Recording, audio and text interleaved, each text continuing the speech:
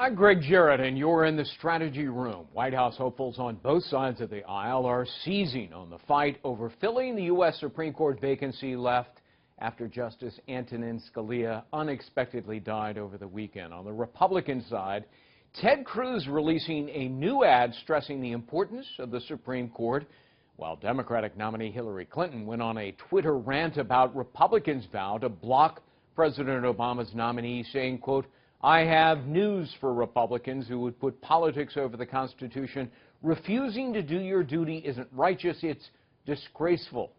Joining me now with analysis, our political strategist, David Mercer and Bradley Blakeman. Gentlemen, welcome to you both. David, let me start with you. Clinton goes on in her tweets to say this, quote, "It's the job of the president to nominate Supreme Court justices. It's right there in the Constitution."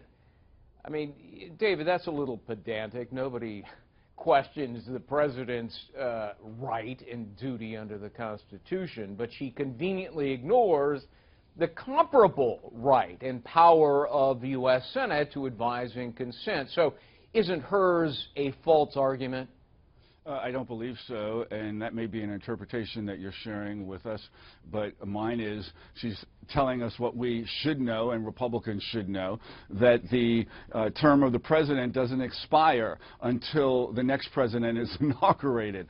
So at the same time, advise and consent doesn't expire in a lame duck or in an election year. And we've seen that with Kennedy, a Republican nominee to the Supreme Court, among others that have been nominated and, in fact, approved. So, you know, let's get down to the business of governing, which Republicans seem to want to get away from and delay, and that is let the president nominate, have an advise and consent vote, and vote for or up or down on the nominee, period. You know, let's get away from it's never happened in an election year or a lame duck year, because that's just hogwash and nonsense. All right, Brad, Scalia's body wasn't even cold when Mitch McConnell, the majority leader, hauled off and rejected the notion of any Obama nominee. Wouldn't it have been better to say, all right, listen, we'll see who the president nominates, we'll consider it, as is our constitutional duty? I mean, to flat out reject anyone smacks of blatant partisan politics, doesn't it? It sure does. And I have news for you. The people within the Beltway aren't listening to the American people. This is exactly why you're seeing such frustration and anger towards the federal government on both sides of the aisle, is because of this pettiness of you did this last time, we're going to do it now, the rules don't apply to you. Look, here's what McConnell should have done, and I agree with you, Greg. He should have come out and lauded Scalia as one of the great justices of our time, and then threw the ball in the president's court. We look forward to the president nominating, and we will do our job once that nomination reaches the Senate. Look, Republicans have to play chess, not Russian roulette. The president has the absolute power. I was taught in law school, never ask anybody to do something you yourself wouldn't do. If the shoe were on the other foot, of course a Republican president would nominate. That's his responsibility, and quite frankly, he'd be derelict if he didn't do it. You know, speaking of the shoe on the other foot, David, campaigning in Nevada, you know, Hillary Clinton accused McConnell and Republicans of obstructionism. Surely she hasn't forgotten that Harry Reid was arguably the king of obstruction when he was the majority leader. So, I mean, isn't her argument kind of a hollow and hypocritical one? Wow, we're really going at Hillary arguments today. Listen, I went after the other side a moment ago here, so fair and balanced. Okay. Well, in response to the question, I don't think, you know, look, Hillary Clinton is speaking as a candidate for president, as a former senator, as a former cabinet secretary, secretary of state, and she is speaking to what she's observing now.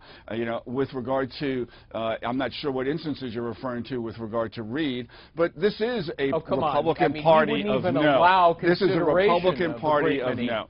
Bills on the Senate floor. Every instance was famous for that. Come on, there is, look, this isn't about Anthony Scalia. This is about, if you look at the track record now on vacancies that have yet to be filled today by the U.S. Senate, by McConnell and his leadership, which is slowing down our judicial process, thwarting crime, not thwarting crime, allowing people to sit in jail without their due day in court. And so let's fill those vacancies. It's beyond Scalia. 40% of the federal court has been appointed by this president. I'm sorry? 40% of the judiciary has been appointed by this president. The Go look at the numbers of those that are sitting on the desk of Mitch McConnell and other Republicans failing to bring them up to a vote. There's no need for the delay. Have it considered, bring it up, deliberate it, and be done with it. Either approve them or not. Brad, last word to you.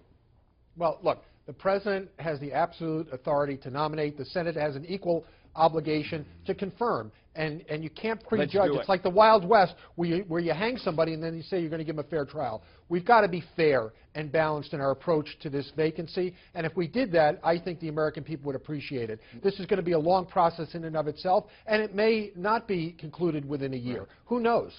Well, I think both of you are agreed on that. Fundamental fairness. David and Brad, thank you both. Thanks. You can check out FoxNews.com for complete coverage of the 2016 presidential race. I'm Greg Jarrett. Thanks for watching.